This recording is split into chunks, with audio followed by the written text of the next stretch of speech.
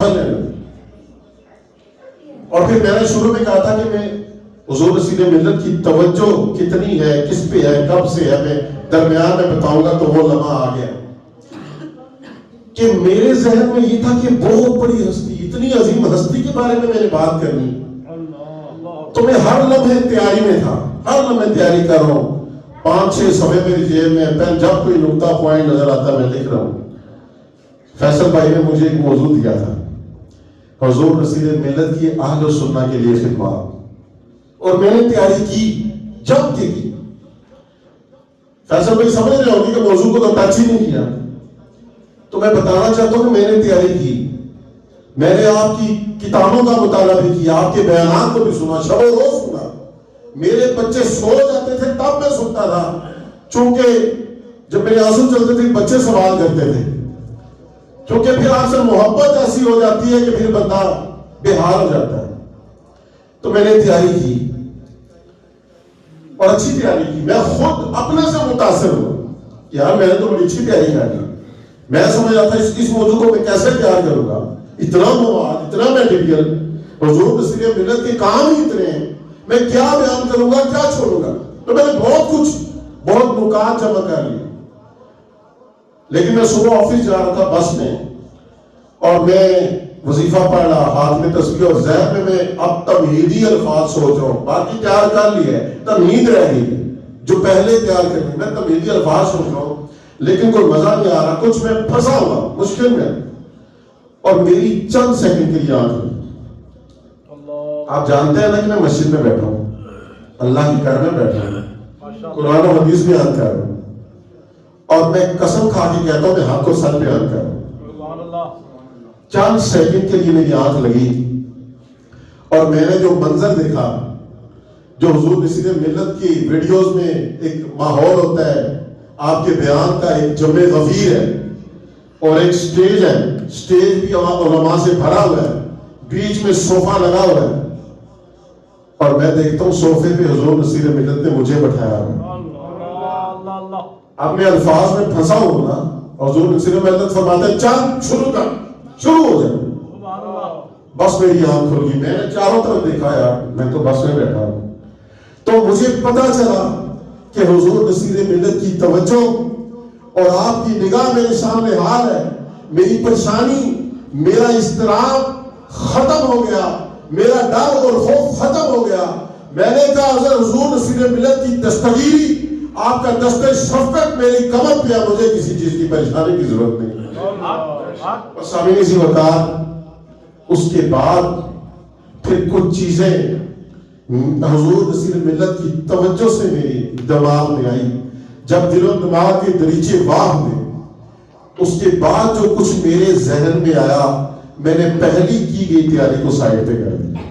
میں نے کہا اب حضور رسول ملت کی توجہ میرے ساتھ ہے، اب آپ جو آپ کی توجہ سے حاصل ہوگا میں وہی بیان کروں گا۔ عزیزان گرامی، تو میں نے جتنے نکات اس موضوع پر تیار کیے تھے، حضور رسول ملت کی اہل سنہ کے لیے خدمات، وہ نکات سائڈ تھے، چونکہ حضور رسول ملت کی توجہ سے ایک نقطہ مجھے ایسے ملا کہ وہ ان سب پر بھاری ہے، وہ ان سب پر بھاری ہے۔ میں نے جو تیاری کر رہا تھا، اہل سنہ کو 2 طرح کے فتنوں کا سامنا کرنا پڑا۔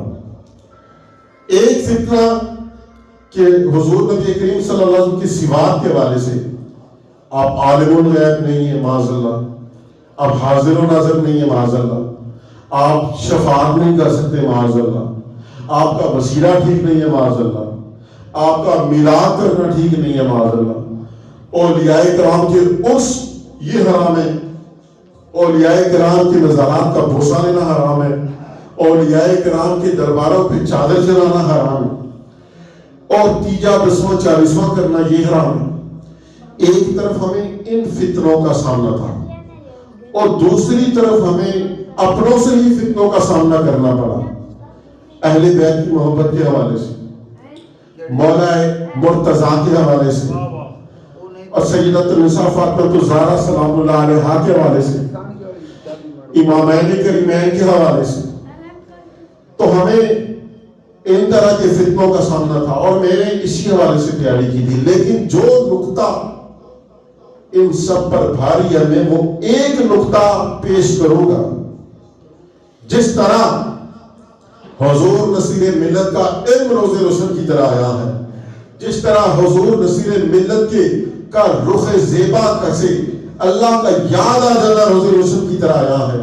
اور میں یہ کہوں گا کہ اس دور میں جو فتنہ قادریانیت رونما ہوا، اس وقت پیر میرے علی شاہ رحمت اللہ علیہ کی تلوار نے جو کاٹ کی، جس طرح اس کا انکار کوئی نہیں کر سکتا، اس طرح یہ جو نقطہ میں آپ کے سامنے پیش کرنا چاہتا ہوں اس کا بھی کوئی انکار نہیں کر سکتا. اور میں کہتا ہوں جس طرح اس دور کے فتنے کی کاٹ خواجہ پیر میرے علی شاہ رحمت اللہ علیہ نے کی، یہ تمام فتنے جو میں نے گنوائے ان کی کاٹ حضور نصیر ملت علیہ رحمہ نے کی.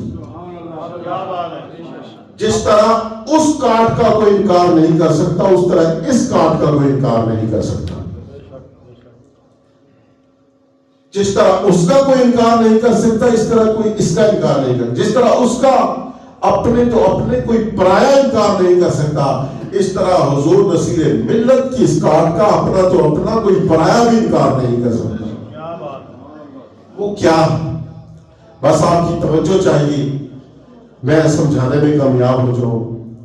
اعزائے گرامی، تو میں نے عرض کیا یہ فتنے تھے کہ حضور عالم الغیب ہیں کہ نہیں، حضور شفاعت کر سکتے ہیں کہ نہیں، حضور حاضر و ناظر ہیں کہ نہیں، حضور نور ہیں کہ نہیں، اور حضور کا میلاد ٹھیک ہے کہ نہیں، اور عرس ٹھیک ہے کہ نہیں، تیجا دسواں چالیسواں ٹھیک ہے کہ نہیں، مزار پر چادر منانا ٹھیک ہے کہ نہیں، 11ویں شریف منانا ٹھیک ہے کہ نہیں.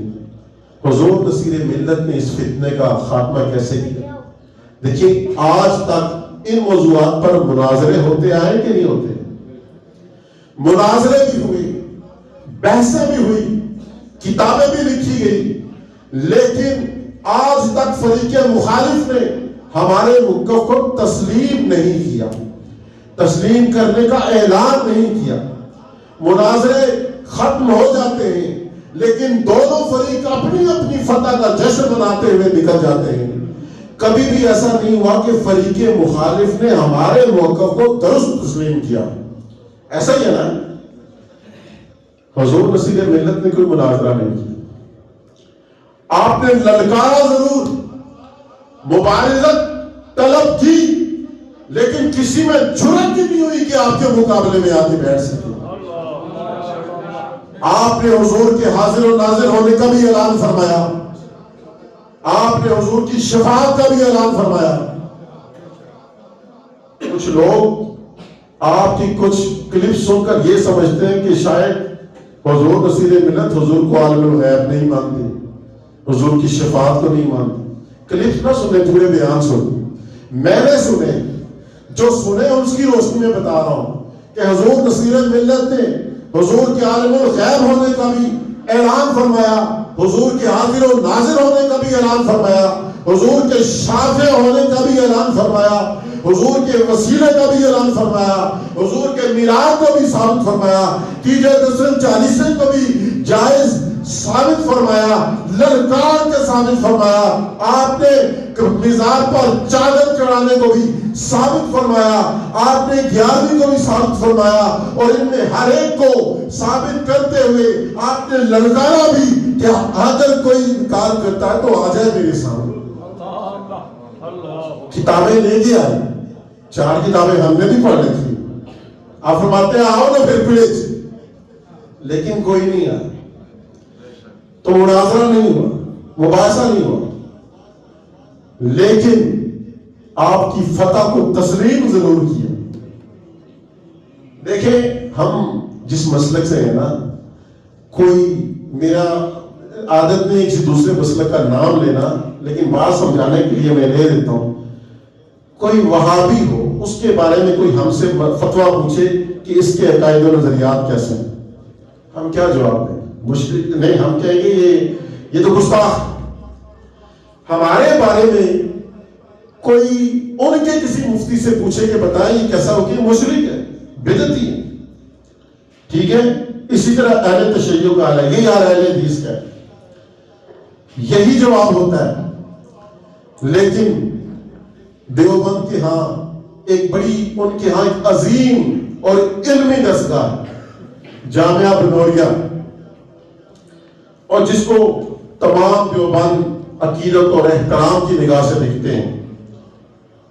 میرے سامنے ان کا ایک فتویٰ موجود ہے کہ ان سے پوچھا گیا کہ حضور نصیر ملت کے عقائد کیسے ہیں.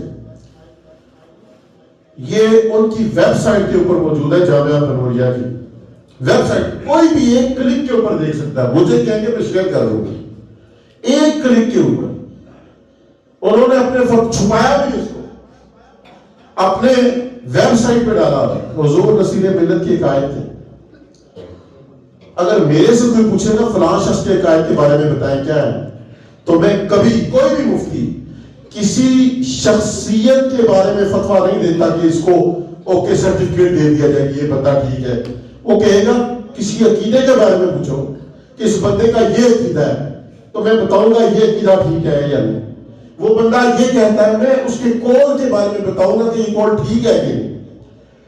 تو اب یہ کہنا کہ وہ بندہ عقائد میں کیسا ہے، اس پورے بندے کو ایک سرٹیفکیٹ دینا، تو ذرا سوچیں کہ دیوبندیوں سے کسی اہل سنت کے بارے میں پوچھا جائے اس کی ذات کے بارے میں کہ وہ کیسا ہے عقائد میں، کیا جواب ہو؟ مسلم بدعتی.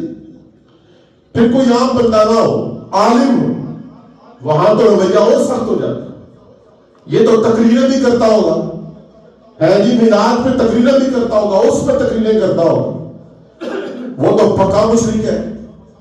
پھر اگر پیر ہو، ہے جی اس کا تو دربار بھی ہے، وہاں تو چادریں بھی چڑھائی جاتی ہیں، وہاں تو قبروں کو بوسہ بھی دیا جاتا ہے، وہاں تو گیاری بھی ہوتی ہے. اس کے مشرک ہونے میں تو شک ہی نہیں. اور یہاں کسی بات اہل سنت کے عام شخص کی نہیں ہو رہی، یہاں بات اہل سنت کے عالم کی نہیں ہو رہی، یہاں بات اہل سنت کے کسی اہل غیر پیر کی نہیں ہو رہی، بلکہ پیرانے پیر کی ہو رہی ہے.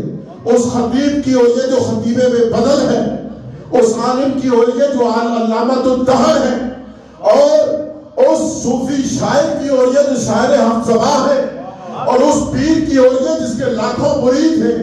اور وہ ہستی ایسی ہے جو گیارہویں بھی کرتی ہے، جو میلاد بھی کرتی ہے، جو چادر بھی چڑھاتی ہے، جو مزار کا بوسہ بھی دیتی ہے.